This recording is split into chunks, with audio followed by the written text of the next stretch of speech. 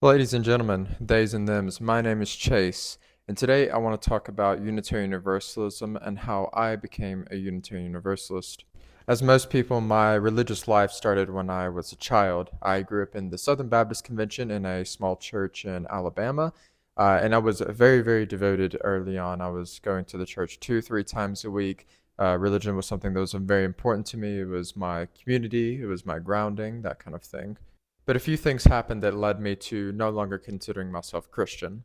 First, one of my childhood friends came out as gay, and I didn't really see an issue with it. Second, I began to interact and become friends with people of other traditions. The most notable one is I met a Satanist while I was in either middle school or just started high school. And she was a very nice person, and I thought that there was no way uh, that we can call Satanist evil when this person is so kind. But I would say the third and the biggest one is whenever I was in the youth group, my youth pastor told me that in order to convert people into Christianity, I need to be able to learn how to speak their language, if you will. So with that, I began to study other religions. I was trying to find ways to convince people that their religion is wrong and they need to come over uh, to my church, basically. But that fell through. It fell through because whenever I started studying Buddhism, I found no real contradiction between, say, the wheel of Dharma or the middle way or meditation or using like incense and candles and rituals that the Southern Baptist churches often don't do. So, like any theological revolutionary that I looked up to, I wrote out and made out my arguments.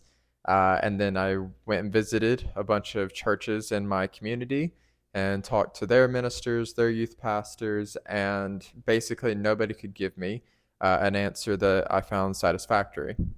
This really started my deconstruction of me looking at the Bible and the Southern Baptist doctrine with a very critical eye and seeing how it is really founded on not love, is what I'll say. Sure, the people in my church were very nice and caring, and I still care about them deeply. But as far as dedicating my life or being a part of a religious community, I do not find that the Southern Baptist Convention is aligned with the teachings of Jesus. And this is something that I've thought for many, many years now, since I was a teenager.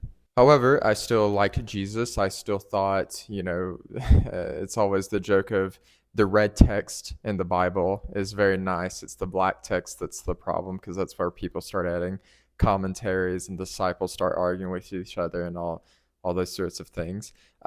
So I sort of made this personalized, synchronistic type religion of Christianity and Buddhist practices and some Buddhist teachings, but I mainly used the ones that I found to also be compatible with the Bible.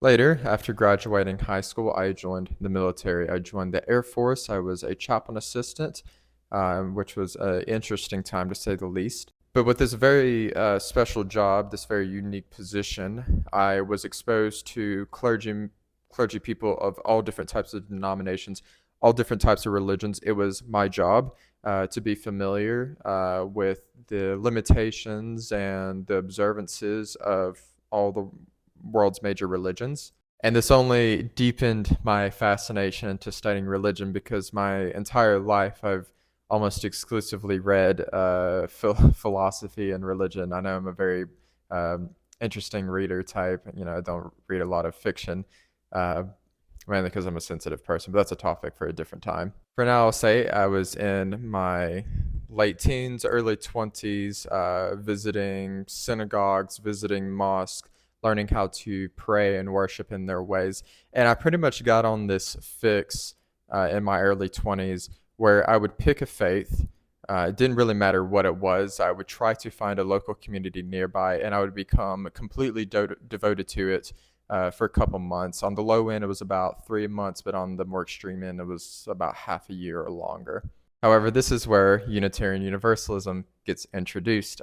See, I wasn't approached by a Unitarian Universalist or like at a festival or that sort of thing. I actually found Unitarian Universalism through my job because I was trying to support a Wiccan pagan community on the base. So, fun fact about military chapel facilities: if a religious service or a religious function is wanting to be used in the chapel, the leader needs to have a endorsement from an ecclesiastical endorsement that is approved by the government, or a minister from that same organization giving the lay minister approval. So with this, one of my friends said, "Hey, I'm a Unitarian Universalist. There's a local congregation nearby. We could go. I could be a representative of the chaplain corps and the military's religious services, and then we could talk to the local minister and see what we can do to get this on-base religious service moving." So that Sunday, that fateful Sunday, I went to church. I talked to the minister. Some other people spoke to me. It was very nice. It was very wonderful. I still think very fondly of the people that I met there. But it didn't stop there. So we got the documents. We started doing the pagan stuff on the base, and everything was all good. But I ended up going back to that church and then later becoming a member, and just kept deepening my faith and my time and my efforts into the Unitarian Universalist movement and the churches that I was visiting. But with this, Unitarian Universalism has not limited me. Unitarian Universalism has given me the ability and the freedom to visit other religious places and learn from them. I spend a lot of time in Hindu ashrams and in Hindu satsangs. I find that very beneficial to my spiritual life. So I do that on the side alongside the Unitarian Universalism. I guess that's a good segue onto what I like about Unitarian Universalism. Why am I still a Unitarian Universalism? The first thing I want to talk about, and I think is honestly one of the most important things, is that Unitarian Universalism is not built off of this is a sacred text, this is our prophet, this is our important theological revolutionary, or whoever wrote the commentaries after direct disciples, that sort of thing. Unitarian Universalism is a living tradition, which means we are living it. I am living it. My fellow Unitarian Universalists are living it as well. And us coming together and expressing our faith is the religion. I won't get into the governance stuff, but at a recent GA that was about 2 or 3 years ago, we voted to make love the center of our religion with 6 shared values. Before, we had 7 principles, which I still enjoy.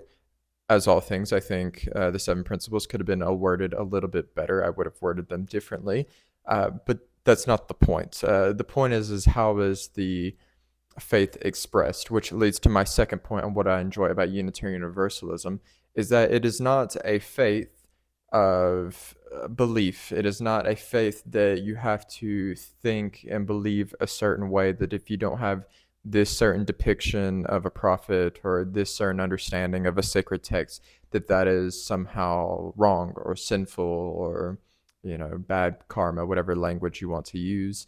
It is more about how we're expressing our faith. Are we using our religion to do good in the world? Are we using our faith for charity and for the good of humanity and for the good of the earth?